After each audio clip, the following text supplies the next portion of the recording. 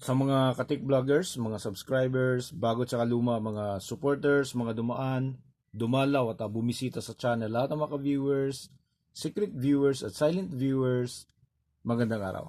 So tamang-tama, no, meron tayo ditong ginagawang microphone. Nasasagot na natin yung isa sa mga napakaraming tanong kung ano ba raw yung pinakamagandang microphone wire na ginagamit natin. Okay? Na nire-recommenda natin lagi.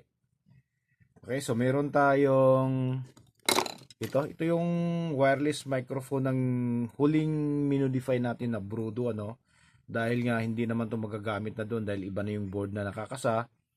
So, para hindi masayang 'to, itong wireless microphone natin, ginawa nating wired microphone or corded microphone. Ayan. So, tinanggal natin yung board dito sa loob niya. Ayan. Tapos binutasan natin dito, nagbutas tayo dito. Ayan, kung makikita, papansin nyo, nagbutas din tayo dito. Tapos, dito sa dulo. Okay, hindi to yung XLR type na bunot-bunot. So, nakadirekta.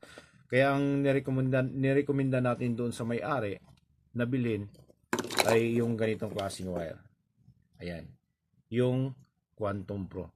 Dahil hindi po to basta-basta napuputol. Kahit na sabihin na natin, hihilain ng hihilain. Ayan siya. Okay, yan. Ito yung kanyang brand. Ayan, Quantum Pro. Okay. So, papakita ko sa inyo kung ano yung laman nito, ano.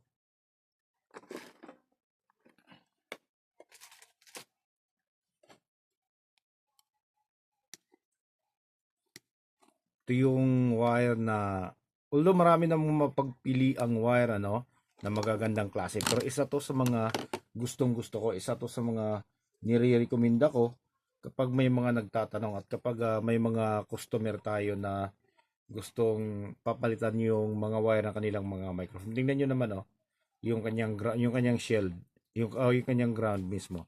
Naka-shield, nakapaikot siya. Tapos, tingnan mo niya, no, ang kapal niya, hindi katulad ng iba na parang hibla ng buhok lang na ilang piraso, kakarampot lang. Ayan, no. Tapos, meron pa siyang silver shield. Ayan siya. Okay? Bago yung kanyang gitna. Tingnan din natin yung sa gitna.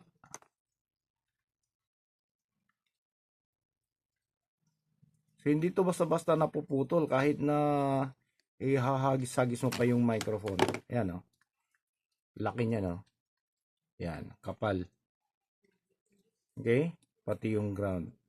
Tapos, isa pa sa ano sa kanya, magbibigay ng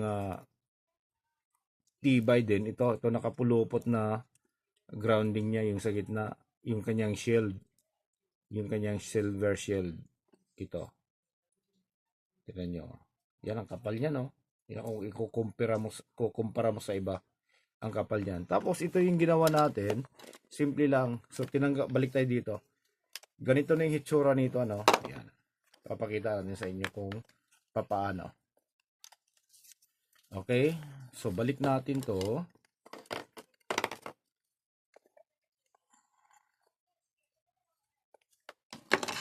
Ayan. So ganyan lang yung ginawa natin para magamit tong microphone na to. Okay, so meron tong butas. Yung butas tatama dito. Ayan siya. Tapos screw natin yan. Saan na ba yung screw natin? So dito yan nakalagay. Ayan siya. Ayan. Diyan siya nakalagay. Screw natin.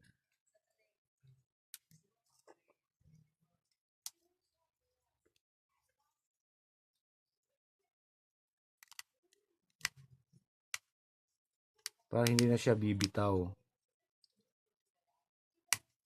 Okay? Ayan na siya.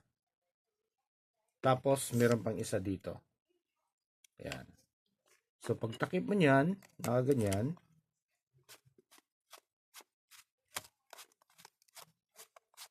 Ayan. So, babalik niya yung kanyang hitsura. Tapos, ito naman, dito sa loob. Ayan, oh. Ito. Clip mo lang yan, pasok mo lang yan, tapos diin natin. Ayan. Okay? Tapos yung kanyang pinakadulo, yung pinakatakip dito, yan, kakabit natin. So, kakabit natin. Lagay natin dito.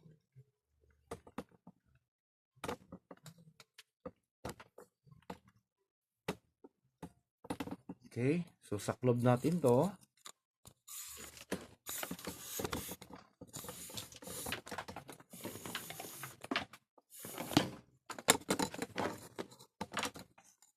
Para naman hindi masayang yung mga hindi na magagamit nating wireless microphone.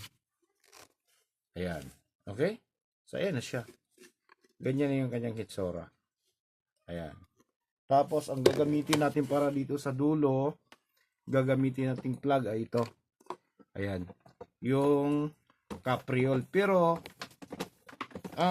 ito yung pinili ng ano, ito yung pinili ng tawag nito, may-ari. Mas gusto ko pa rin yung ano, gusto ko pa rin yung original na Shure tsaka yung ano, yung Neotrek. So ganito, maiinganyo ka sa hitsura nito, oh. Dahil ganda yung hitsura, pero yung loob nito halos kapare-pareho lang ng ibang mga klase. Medyo mas maganda, mas maayos-ayos lang ng konti ito. Ito. So ito yung gagamitin natin para dito. Ayan. Okay?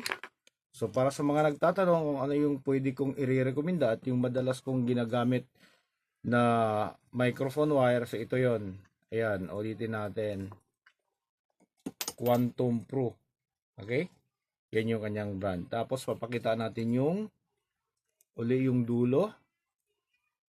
Ayan siya. Malalaki. Malalaki yung wire. Gitna, tsaka yung kanyang ground, pati yung kanyang silver shield. Okay? So hanggang dito na lang siguro. So maraming salamat. God bless at bye-bye.